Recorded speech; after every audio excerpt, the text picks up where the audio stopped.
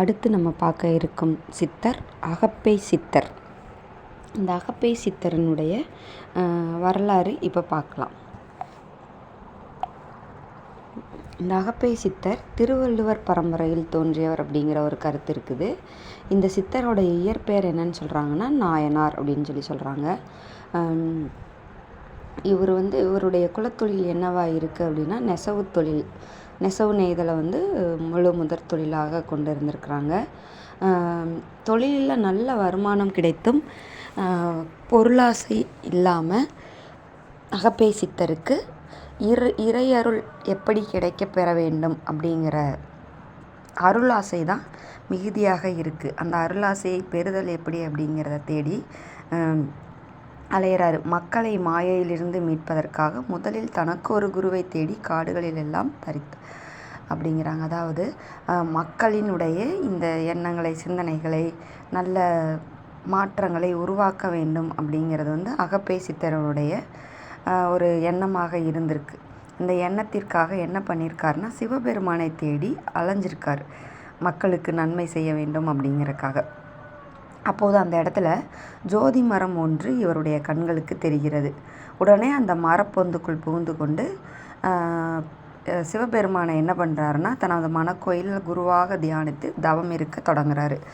அப்படி தொடங்கும்போது கடு தவத்தினை மேற்கொள்கிறாரு.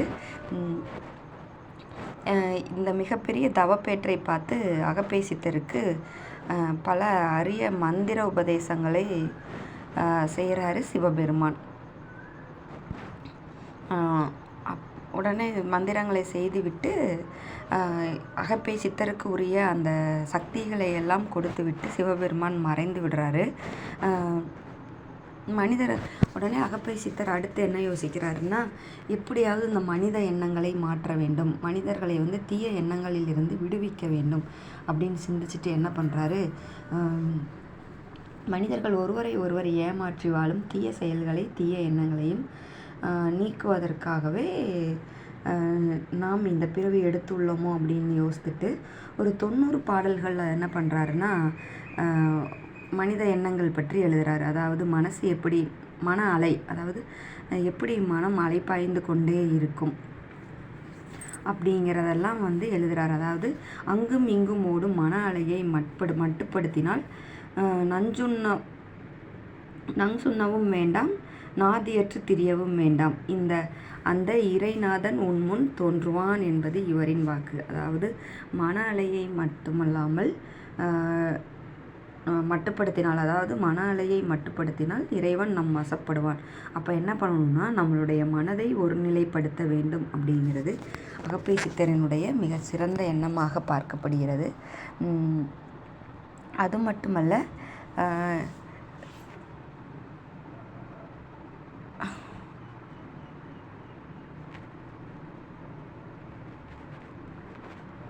இவருடைய பூஜை முறைகள் எப்படி இருக்குது அப்படின்னு அடுத்து பார்க்கலாம். அதாவது தேக சுத்தியுடன் அழகிய சிறு பலகையில் மஞ்சள் இட்டு மெழுகி பக்தியுடன் கோலமிட்டு அம்மஞ்சள் பலகையின் மேல் அகப்பை சித்தர் சுவாமியின் படத்தை வைத்து அப்படத்திற்கு முன்பு மஞ்சள் குங்குமம் இட்டு அலங்கரிக்கப்பட்ட குத்து விளக்கில் தீபம் ஏற்றி வைக்க வேண்டும். முதலில் இந்த சித்தருக்காக குறிப்பிட்ட தியான செயல்களை மனமுருக கூற வேண்டும்.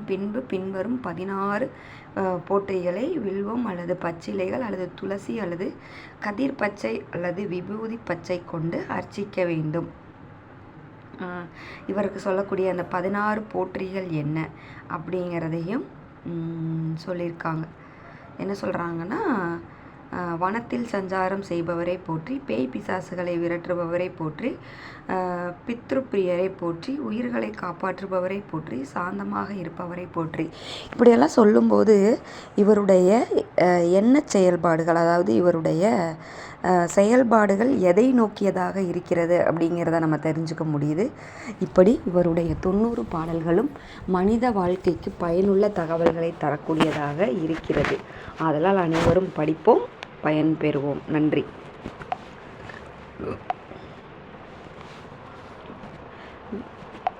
மேலும் இன்னொரு தகவல்,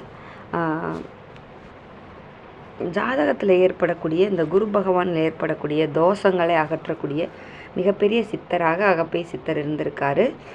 அந்த நம்ம மனித நம்பிக்கைகள் சொல்லுவோம் இல்லையா, மனிதன் எந்த விஷயங்களையெல்லாம் நம்பிக்கை சார்ந்து பார்க்குறான் அப்படிங்கிறதுல ரொம்ப முக்கியமானது இந்த பணப்பிரச்சனையை தீர்க்கிறது, புத்திர பாக்கிய கோளாறு, அரசாங்கத்தால் ஏற்படக்கூடிய பிரச்சனைகள், இதெல்லாம் அகலணும். அதாவது மனுஷன்